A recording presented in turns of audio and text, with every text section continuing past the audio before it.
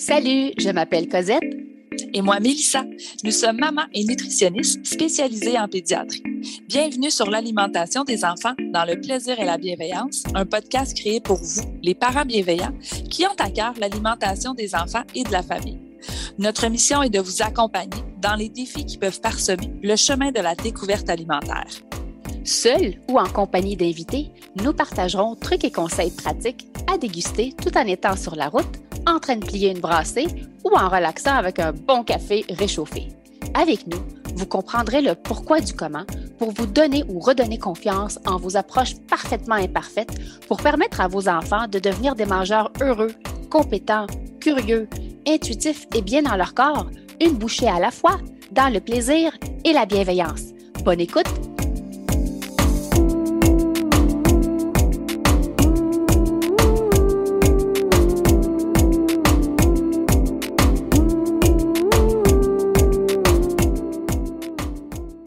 Bon matin tout le monde sur Facebook, sur Instagram. Ça va, Mélissa? Ça va bien, toi, Cosette? Oui! Pour ceux qui sont avec nous en direct, je voulais juste vous faire remarquer deux petites choses. Une des premières, notre logo a eu une petite mise à jour. Je ne sais pas si vous avez remarqué, on commence à rajouter un petit peu plus notre touche à chacune des filles dans l'équipe, donc pour représenter un petit peu les personnalités, toutes les nutritionnistes dans l'équipe. Alors, le logo a fait un petit refresh, si je peux me permettre de le dire de cette façon-là. Puis, vous allez voir les directs que je fais avec Mélissa, bien, ça va s'appeler En direct de Nutri en pédiatrie, aussi simple que ça.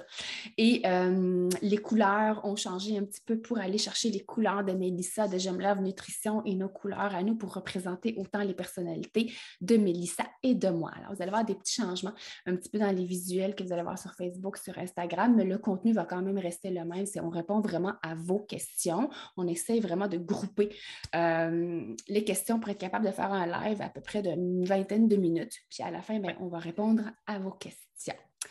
Alors, bienvenue officiellement au En direct avec De Nutri en pédiatrie. Ce matin, on voulait aborder une question qui revient souvent, c'est comment amener de la variété au menu d'un enfant qui est sélectif.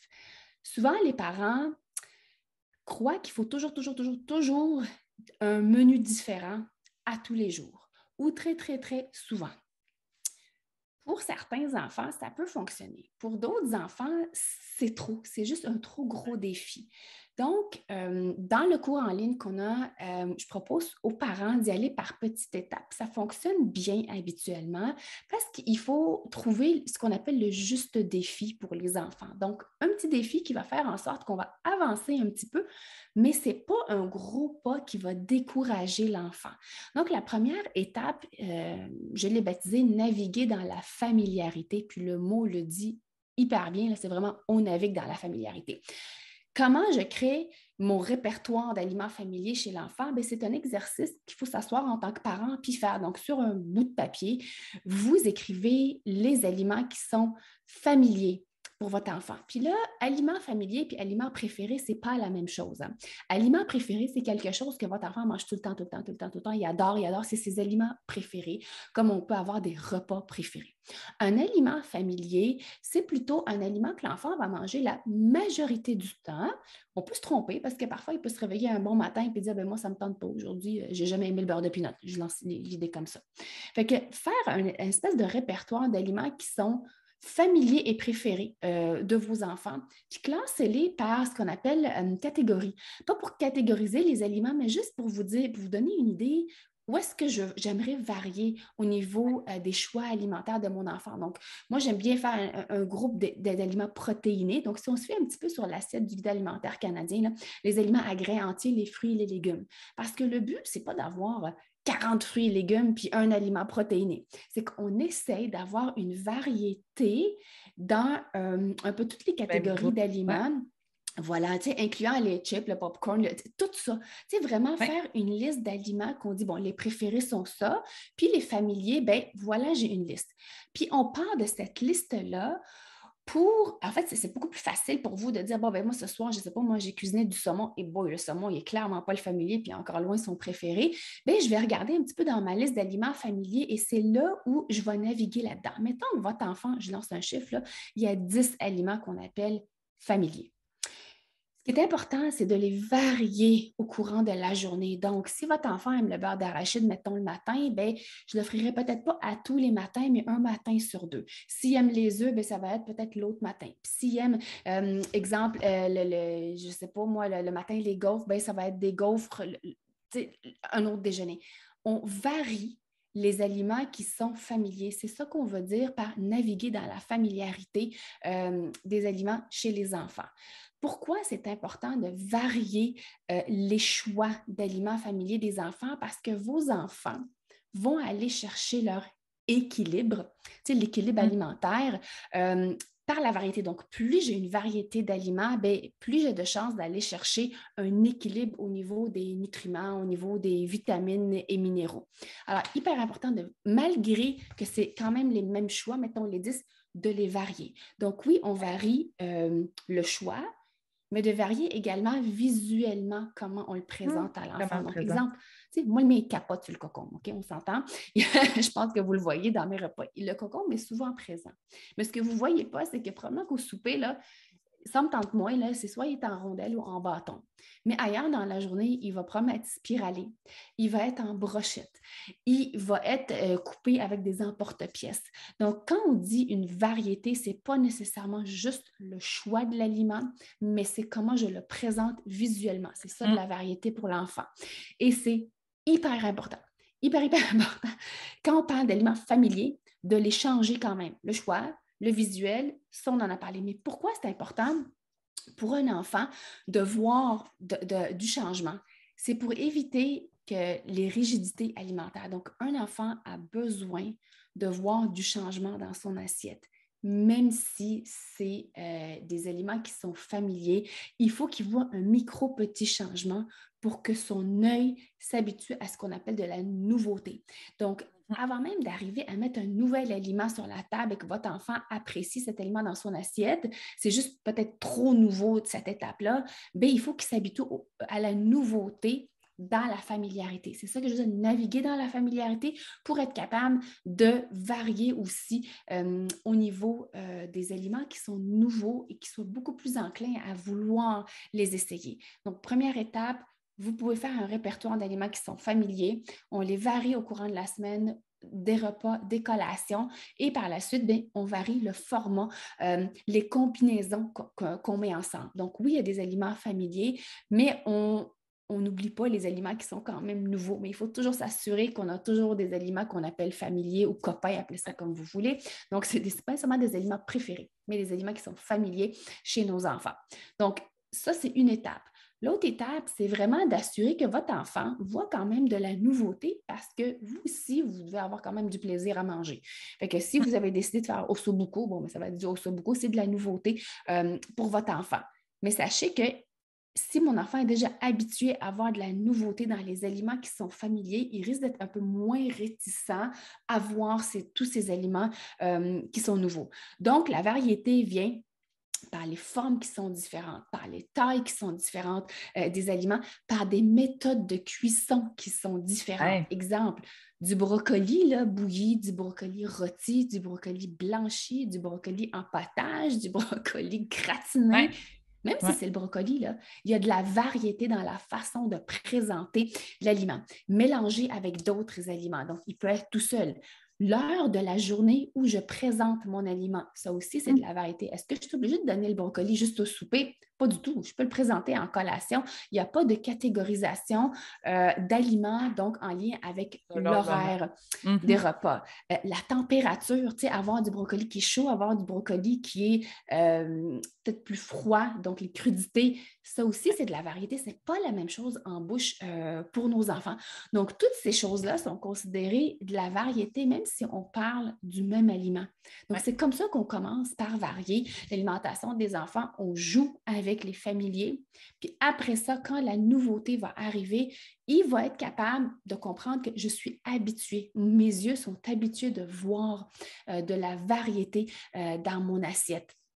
Alors, c'est ce que je voulais vous dire en lien avec ça. Qu'est-ce Moi, que je voulais vous j'ajouterais que dire la d'autre? liste, au début, là, quand vous faites la Oui, liste justement des aliments que vos enfants aiment déjà, puis nous, veut pas, quand on fait une évaluation nutritionnelle, nous, c'est quelque chose qu'on regarde. Là, on fait remplir, moi, je fais remplir un questionnaire de fréquence, puis souvent, je vais dire aux parents en partant, bien, vous voyez, il y a de la variété. Est-ce qu'il y a beaucoup de variété dans chacun des groupes? Pas nécessairement, oui, mais à partir du moment où tous les groupes sont présentés à l'enfant, si le seul produit laitier qu'il mange, c'est du fromage, bien, on va partir avec le fromage, on va en effet le présenter de différentes façons. Puis après ça, tranquillement, on va essayer d'intégrer du yogourt, d'intégrer du lait. On va venir diversifier à même ce groupe-là. Mais vous, des fois, ça peut venir aussi diminuer un peu votre anxiété de parent que votre oui. enfant, il manque peut-être de certains nutriments en venant faire cet exercice-là pour vous dire, OK, ben non, il mange des aliments dans les fruits et les légumes, il mange des féculents, il mange des produits laitiers, il mange des aliments protéinés, il mange des protéines végétales, il mange des protéines animales. Donc, tout ça, justement, va vous permettre de réaliser, OK, mais finalement, on a quand même une pas pire base, tu sais, fait qu'on part de ça, puis on va essayer d'évoluer avec lui, justement, pour lui permettre, parce que c'est exactement ce qu'on veut, là, tu sais, il va apprendre à accepter, il va apprendre à mieux les reconnaître, à se sentir en confiance pour qu'ultimement, il arrive avec une alimentation qui va être beaucoup plus variée, mais ça va se faire au travers des années, au travers même rendu à l'adolescence, il va continuer de beaucoup évoluer là-dedans. Donc, c'est ce qu'on veut. Mais moi, ce petit exercice-là de la liste, je trouve que c'est un bon départ pour les parents, des fois, pour voir justement de où je pars, puis qu'est-ce que j'ai envie de mettre en place là, pour accompagner mon enfant dans cette découverte-là pour qu'il mange varié, justement. Là. Oui. Tu sais, mettons, je prends l'exemple, je ne sais pas si le beurre d'arachide, c'est un aliment familier pour vous. Oui, on peut le mettre avec des toasts le matin, mais on peut le mettre à l'heure des collations avec des Ben fruits, ouais. genre des pommes coupées avec des fruits. Mhm. Moi, j'aime bien faire des sushis. Donc, je prends un tortilla, je mets du beurre d'arachide, je mets une banane avec des Rice Krispies dedans, donc des fraises, je roule, je découpe. Donc, il y a plusieurs façons de modifier la présentation, ça reste que c'est de la variété. C'est hyper important. Les yeux de vos enfants, il faut qu'ils voient un petit peu de changement dans les aliments qui sont familiers pour justement s'habituer. Donc, ce n'est pas nécessairement nouveau. L'anxiété diminue de l'enfant. Fait que quand il voit des aliments nouveaux, il s'attend à voir de la nouveauté. Ça ne veut pas dire qu'il va être confiant pour aller le mettre dans sa bouche. C'est tout Non. simplement, on le met en position de réussite. Le défi est Ouais. moins grand. Donc, puis le fait de faire l'exercice, tu l'as si bien dit, souvent on dit, ben, il mange rien, il mange rien. Puis quand on se met à écrire, on dit, finalement, ben, c'est C'est pas ça. si pire que ça. Ouais. On est capable d'avoir. Exactement. Puis, les enfants n'ont pas besoin d'avoir 15 fruits, 15 légumes. Ouais, Ils non. Hey. naviguent dans quelques fruits, quelques légumes, aliments protéinés. Puis après ça, ben, on utilise un petit peu notre créativité pour les présenter différemment en parallèle avec la nouveauté. Donc, on travaille vraiment sur deux volets. Varier la familiarité, puis introduire tranquillement la nouveauté chez l'enfant pour qu'il soit prêt à recevoir ces aliments nouveaux. Mais si il aime la toast blanche ou toast brune avec du beurre de pinot, puis la banane coupée, puis ça ne change jamais, jamais, jamais, jamais, bien, c'est sûr que ça crée de la rigidité chez les enfants et c'est ce qu'on ne veut pas. On Ouais. veut s'éloigner de la rigidité. Parfois, on commence juste par changer la couleur de l'assiette. Tu sais, si vraiment le contenu, Ouais. c'est trop difficile, bien, changer la couleur de l'assiette ou la forme de l'assiette. Si la banane est entière, bien, on va la couper en rondelles. Tu sais, on y va Mhm. graduellement par petits changements pour que votre enfant s'habitue à ce que parfois, il y a des choses qui changent. Pas nécessairement, on le surprend, mais on peut l'impliquer également dans ces petits changements pour qu'il se sente toujours impliqué dans son alimentation. Il y a un rôle à jouer, notre enfant, on peut l'impliquer et il se sent en position de réussite, votre coco. Il ne faut Ouais. pas que le défi soit trop grand. Il va se décourager et décourager, bien, il n'a pas le goût de le réessayer. Alors, on y Ouais. va vraiment par petits pas. Vous connaissez les mieux vos enfants. Il y a des enfants que je peux aller un peu plus rapidement, puis d'autres Ouais, beaucoup c'est plus ça. lentement. Tu sais, moi, je dis lentement, mais sûrement, ça va arriver. Mais le fait de faire Ouais. cet exercice-là, souvent, les parents vont dire oh, finalement, c'est pas si pire que ça. Non, c'est pas si pire que Ouais. ça. Puis dans la variété, on panique.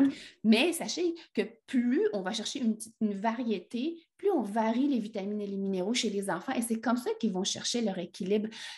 Les cocos, ils ne sont pas obligés d'avoir, mettons, un fruit et un légume à tous les repas. Mais s'il y en a dans leur journée, Ouais. c'est comme ça qu'on va chercher l'équilibre, puis on les varie encore en forme, en texture, donc selon la forme de cuisson.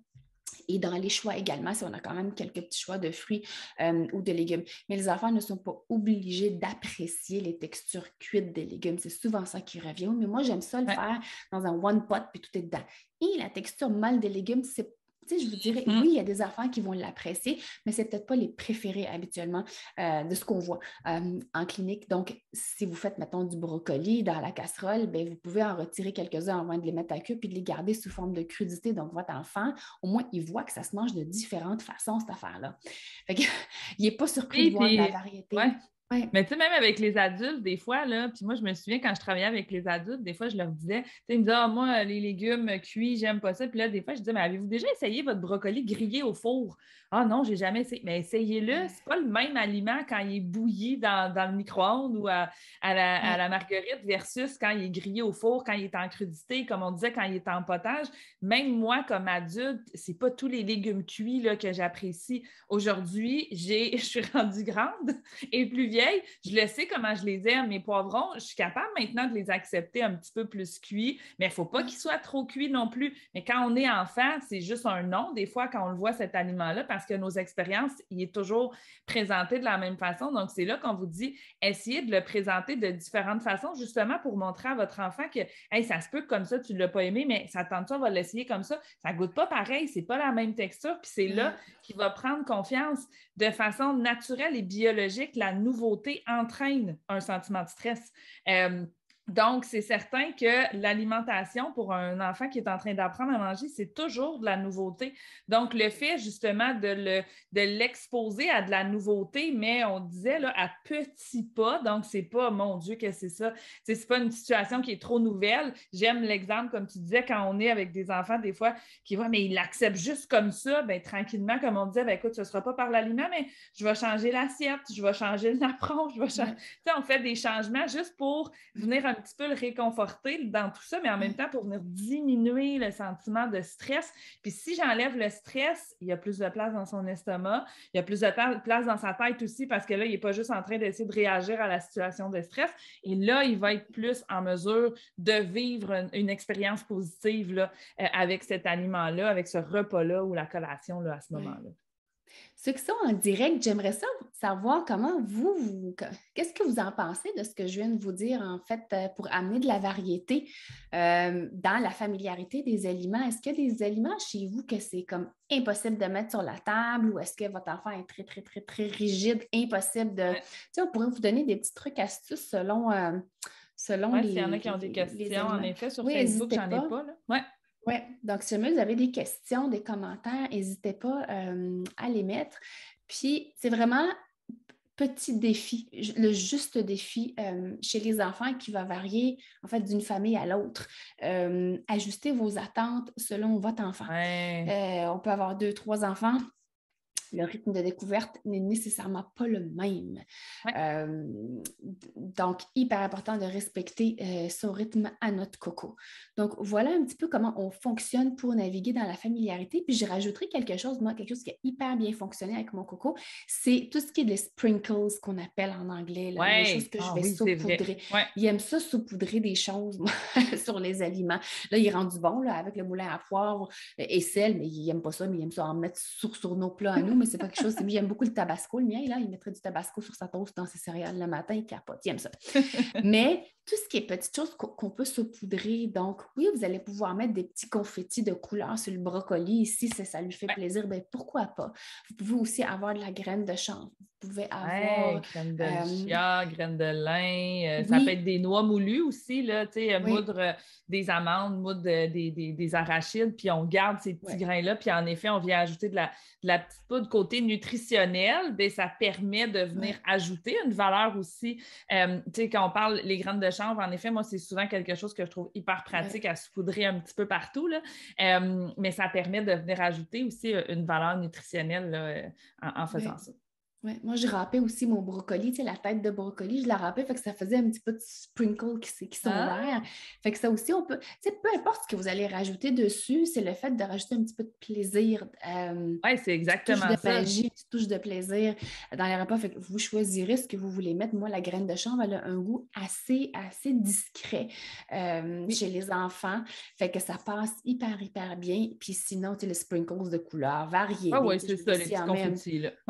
pour amener une petite touche de plaisir. Tu sais, lorsqu'on dit le petit juste défi, le petit plaisir, ben pourquoi pas? Puis si votre enfant fait juste licher ce qu'il a mis dessus puis il ne mange pas l'aliment, ben c'est pas grave. Il ne faut pas avoir un agenda caché, tu sais, je fais ça pour ça. Non, non, puis en même temps, des fois, ces petits sprinkles-là de couleurs ou bon, le ketchup à côté, puis tu sais, des fois, là, c'est ça qui va faire que l'enfant va décider d'y aller. Ça va comme venir nourrir un petit peu sa curiosité, puis ça va faire que ça lui donne un petit peu plus envie de l'essayer. Fait qu'ayez pas peur de ces aliments-là, justement, puis de ces petits accompagnements-là, parce que des fois, c'est ce qui va permettre qu'il va réussir à se lancer, puis finalement, il va se rendre compte que, OK, finalement, c'était pas si pire, puis que tranquillement, il prend confiance, là.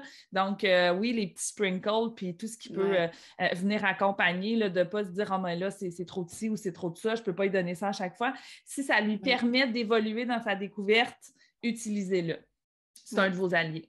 Puis si c'est difficile, vraiment varier les aliments. Parce que parfois, on me dit « Oui, mais moi, c'est vraiment, ça ne marche pas. Dès que je change la découpe, dès que je change la façon comment je présente les aliments familiers. » Jouer avec les à côté. Là, j'ai parlé de changer le napperon, de changer l'assiette, dans les ustensiles, dans les pailles, la couleur du verre, fait que le verre dans lequel il boit, la sorte de verre dans lequel il boit. Changer de place à la table. Oui. Ça, c'est de tout petits changements qui font en sorte qu'il s'attend à ce qu'il y ait un petit peu de nouveauté, puis graduellement, on peut se rendre vers l'assiette.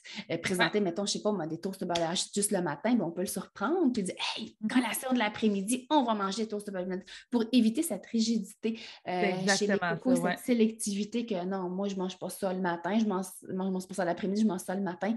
Mais non, c'est qu'on essaie d'enlever toutes ces contraintes qu'on peut avoir avec l'alimentation du coco et lui permettre de ne pas être stressé quand il voit de la nouveauté. Donc, c'est vraiment à petite dose pour l'habituer et réduire son stress.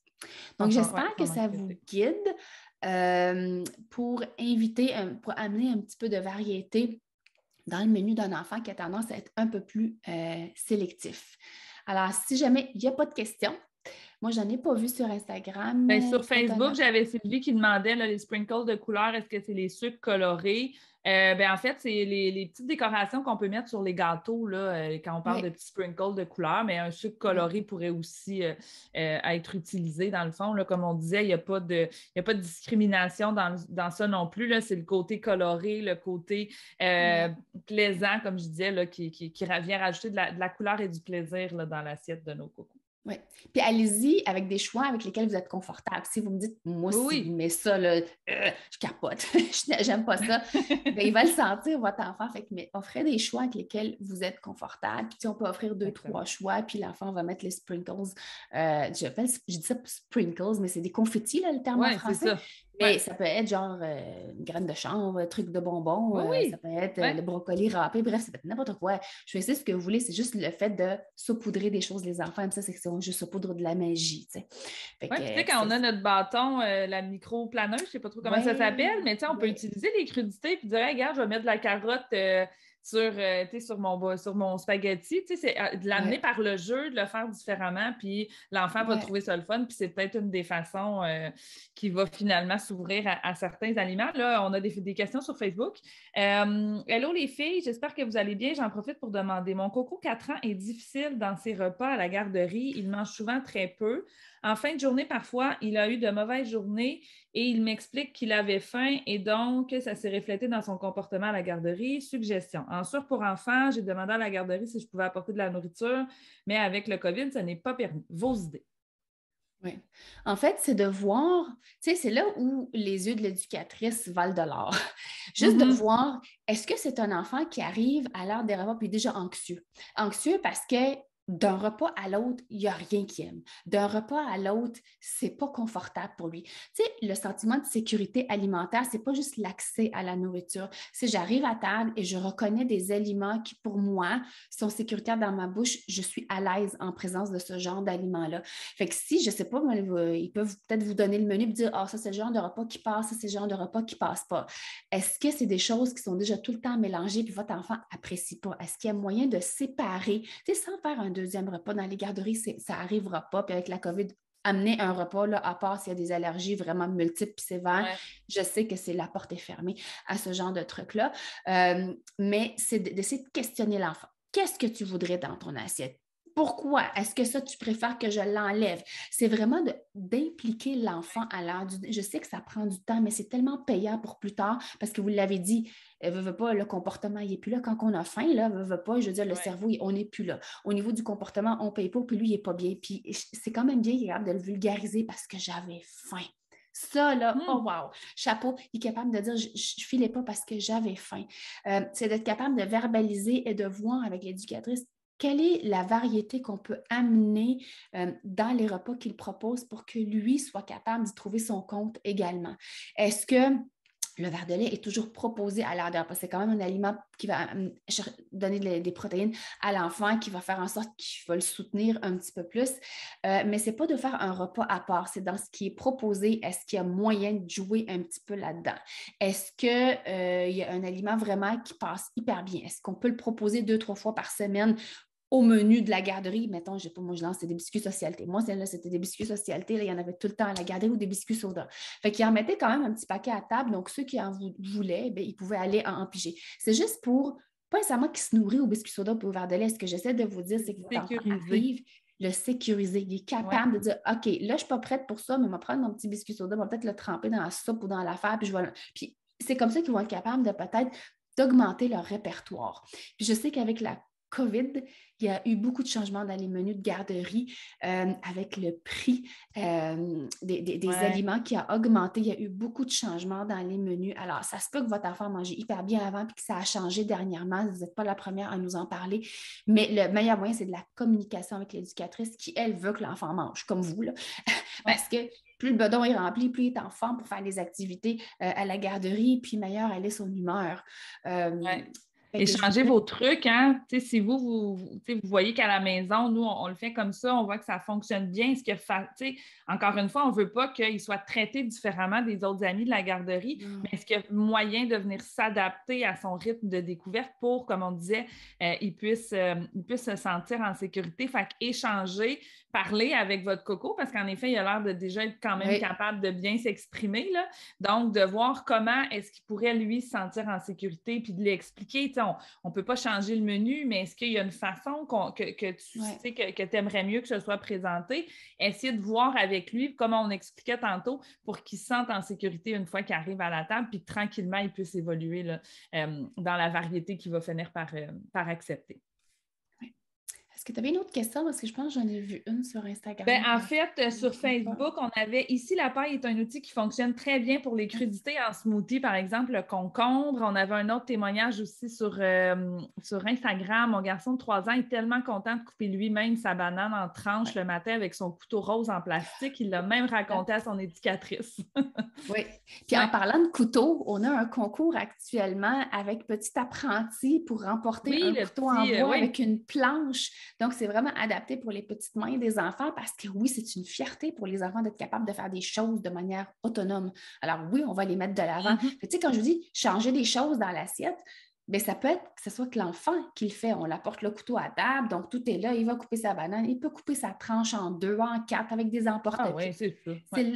Pourquoi pas amener de la variété de cette façon-là? Tout simplement que quand ils sont moins stressés, les enfants, quand ils se sentent en sécurité, là, ils sont un peu plus ouverts à faire confiance à de la nouveauté, des nouveaux aliments, à vous faire confiance quand vous allez présenter des choses nouvelles dans leur assiette. Ouais. Voilà. Alors, je pense qu'on a fait le tour. S'il n'y a pas d'autres questions, on va vous souhaiter une belle journée, puis on se voit la semaine prochaine. Donc, le rendez-vous hebdomadaire à 10h les mercredis avec de Nutri en pédiatrie. Bye! Bonne journée! Bye! J'espère que tu as aimé cet épisode et si c'est le cas, abonne-toi à notre podcast et si le cœur t'en dit, tu peux nous laisser une note ou un commentaire écrit car c'est comme ça qu'on peut faire connaître ce podcast à d'autres parents, futurs parents, des gens qui gravitent autour de la parentalité en général. Tu peux aussi nous écrire en tout temps. Si tu as des sujets ou des inquiétudes en lien avec l'alimentation de ton ou de tes enfants, ce podcast, on l'a créé pour toi et on souhaite du plus profond de notre cœur de maman et de nutritionniste qu'elle puisse répondre à tes besoins maintenant. Merci tellement d'être là. On a déjà hâte au prochain épisode pour continuer de connecter avec toi et de jaser alimentation des enfants dans le plaisir et la bienveillance. Bye bye et à la prochaine. Bye Mel. Bye Coco.